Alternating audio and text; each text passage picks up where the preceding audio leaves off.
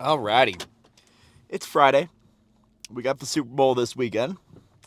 Go Chiefs. A little nervous for it, If the 49ers play like they played in that second half against the Lions, that's a team I don't know if the Chiefs can beat.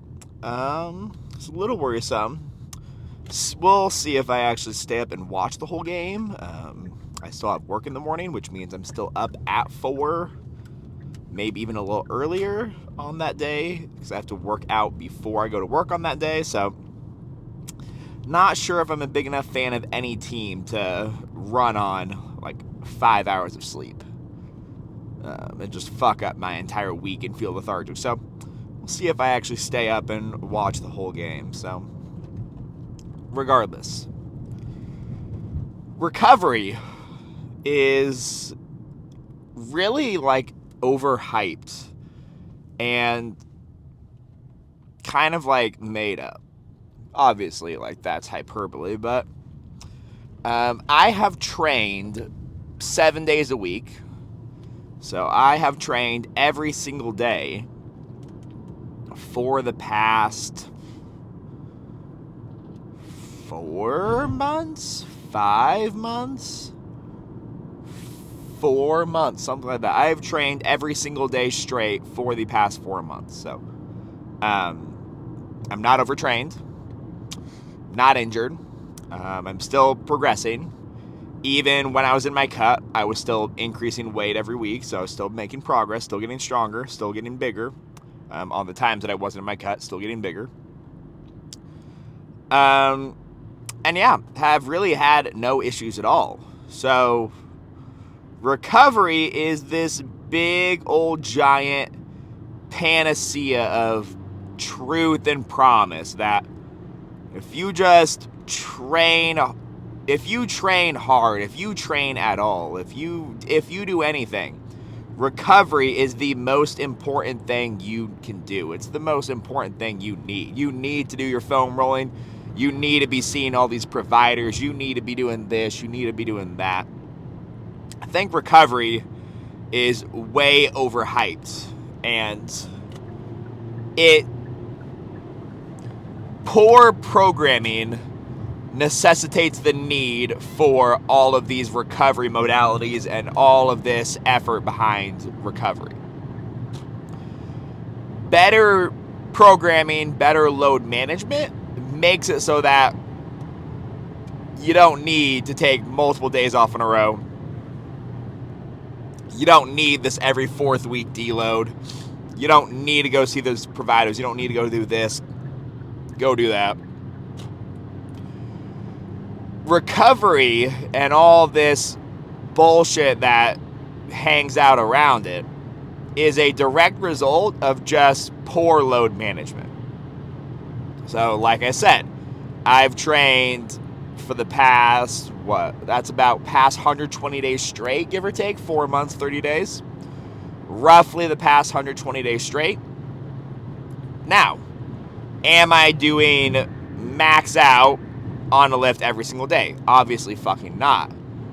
Typically what it's been is 4 bodybuilding days in a row, so upper, lower. On that 5th day, it is either been, we'll go off what it is right now. That's kind of like a 5th bodybuilding, like extra day. It's like a little chest, a little abs, a little traps. Every single one of those 5 days has 30 minutes of cardio at the end of it. Either stair stepper or bike, depending on what's available, depending where I'm at. So pushing hard and close to, if not to failure, on all 4 of those days, on the bodybuilding days, then doing 30 minutes of cardio after. On that 5th day, pushing hard, pushing to failure, pushing close to failure, doing all the cardio after that. Saturday is my powerlifting day because I am doing that powerlifting meet still, so I am doing my squat, bench, dead, and then still 30 minutes of cardio after that. When I was on the cut, some of those days were up to 45 minutes or even 60 minutes of cardio per day. So that Saturday, squat, bench, dead was just working up to a heavy every week. Now I've been going percent. So last week was 4x1 at 90%. This week, 3x1 at 95. Next week will be 2 to 3 sets at 100%. And then Sunday has been recently, a 6-mile ruck, 30 pounds on my back, finishing that, starting out my first couple miles at like a 15 minute pace, ending at like a 11 to 13 minute pace for the last few. So coming out to be 90 minutes, which is the Army standard here at Fort Liberty. So maintaining that standard level of fitness. And then every single day, hitting about 10 to 15,000 steps on average. So I do a lot of shit. Now, what do I do for recovery? I don't do a single thing.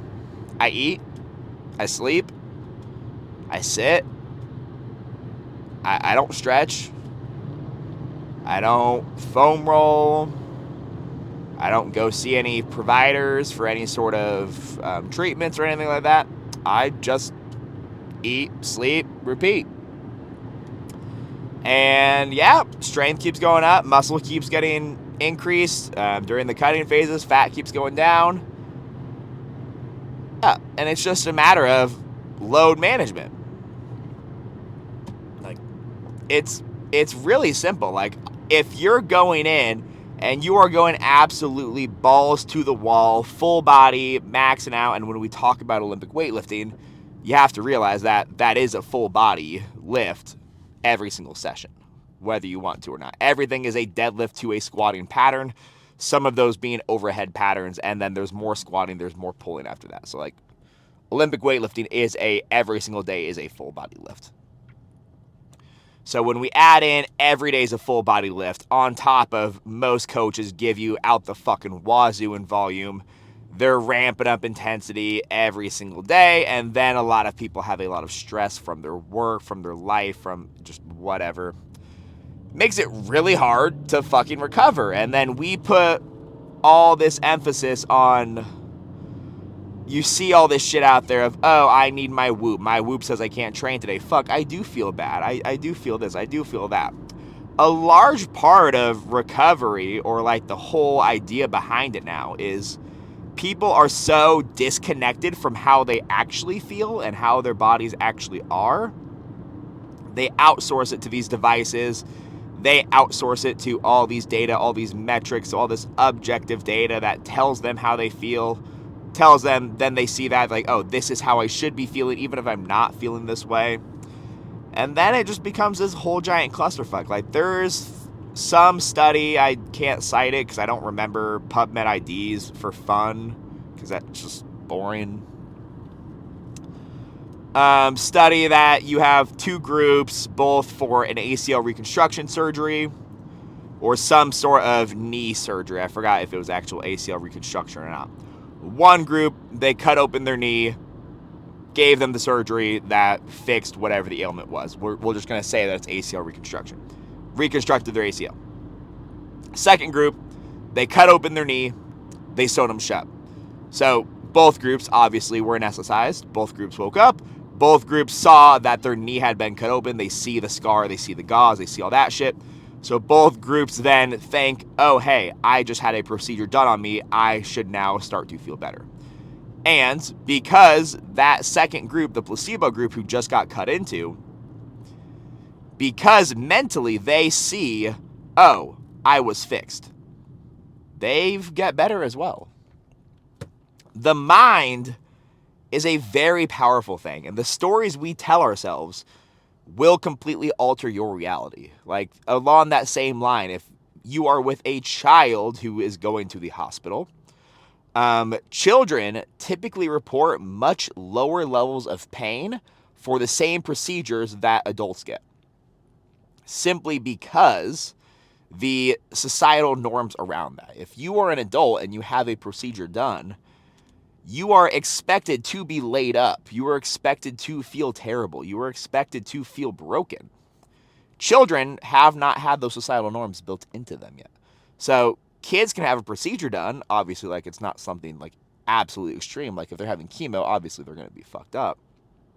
But kids can go to the hospital, have a procedure done, be bouncing off the fucking walls later that day because they don't know that they're supposed to feel bad. When you let someone know that, hey, your Whoop says you are 10% recovered today, you should feel bad, that is going to placebo them. That's going to let them know, fuck, I don't know, I feel fine, but apparently, like, if this number's that bad, I feel bad. You can be completely placeboed by your objective data.